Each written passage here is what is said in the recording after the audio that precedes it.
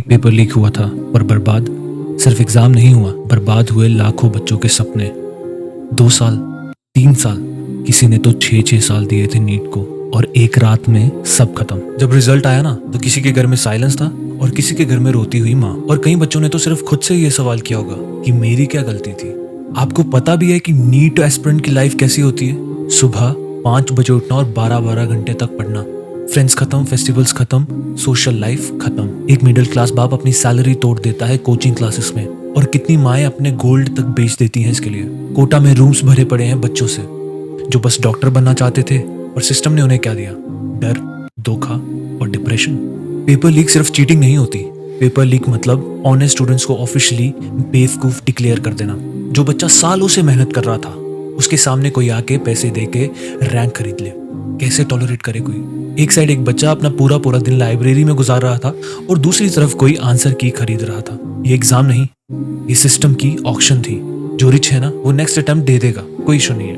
और जो गरीब है ना, मिडिल क्लास है ना, 1 साल बर्बाद मतलब वो एक पूरे साल का फी, वो पूरे 1 साल का प्रेशर, वो एक पूरे साल का सोसाइटी का ताना।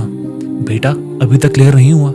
आप सोच भी नहीं सकते कि कितने बच्चे मेंटली ब्रेक हो गए होंगे, कितने बच्चों ने अपनी सेल्फ वर्थ लूज कर दी, और कितने बच्चे अपने कमरों में बैठकर रो रहे होंगे।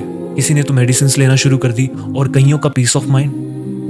कितने बच्चे तो ये बात सुनते ही उस दिन आधे खत्म हो गए होंगे। और सब लोग 17-18 साल के नहीं होते, कुछ लोग 24, 25, 28 से स्ट्रगल कर रहे हैं। अरे लोग मजाक उड़ाते हैं, अरे अभी तक नीट दे रहे हो, क्या हुआ भैया, अभी तक ना ही हुआ। पर उनकी फाइट कोई नहीं समझता।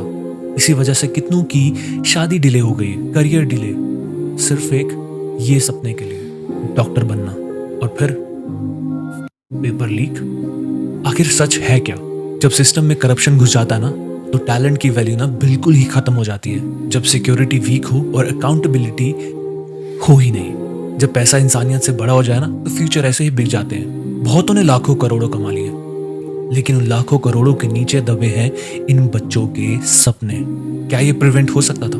100% हो सकता था। स्ट्रॉन्ग डिजिटल ट्रैकिंग हो सकती थी, पेपर मूवमेंट इनक्रिप्टेड हो सकता था, रियल टाइम मॉनिटरिंग हो सकती थी, लीक के सिग्नल्स पे इंस्टेंट एक्शन हो सकता था। पर प्रॉब्लम तो यही है ना, मोस्टली इंडिया में एक्शन तब होता है जब 90% डैमेज हो गया हो। स्टूडेंट्स के लिए, अगर तुम ऑनेस्ट थे और तुम्हारा रैंक इफेक्ट हुआ है, तो याद रखना, तुम्हारी मेहनत फेक नहीं थी, तुम्हारी कोई गलती नहीं है।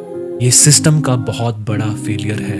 एक डॉक्टर सिर्फ डिग्री से नहीं बनता, वो बनता है सैक्रिफाइस से, रात भर जागने से और माँ बाप के आंसुओं से।